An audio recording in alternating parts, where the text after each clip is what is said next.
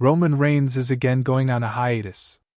Roman Reigns' long-awaited return to WWE RAW may have just turned into another extended trip to the hiatus list. The Tribal Chief was left decimated on the August 4th episode of Raw, and he was robbed of his shoes once again. Reigns returned to action only a few weeks ago, re-emerging after months on the shelf following the chaos of WrestleMania 41. But this comeback was met with immediate resistance, particularly from Seth Rollins and his ever-growing faction. On this week's episode, the numbers game overwhelmed Reigns once more, and the fallout was devastating. After the main event wrapped, Roman charged down to the ring and launched into a wild attack against Rollins. The Visionary initially struggled to hold him off. But soon enough, the cavalry arrived. Braun Breaker cut Reigns down with a spear, and Rollins followed up with a crushing curb stomp. That alone would have been enough to leave the former undisputed WWE champion out cold. But Big Bronson Reed wasn't done yet. Roman Reigns again had his shoes stolen by the tribal thief.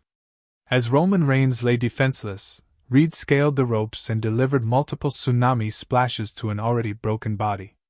The sight of Reigns being flattened repeatedly beneath a 330-pound man was disturbing and likely the last we'll see of him for some time.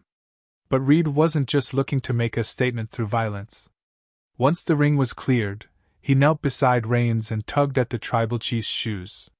It wasn't just a petty stunt. Reed pulled off what appeared to be a custom pair of Nike Air Jordan 1 mid-breads, a modern variation of the iconic black and red colorway that helped launch the Jordan legacy.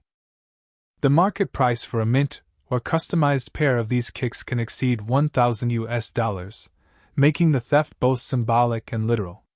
Reed hoisted the shoes like a trophy before leaving the ring, rubbing salt into the wounds of Reigns' humiliation.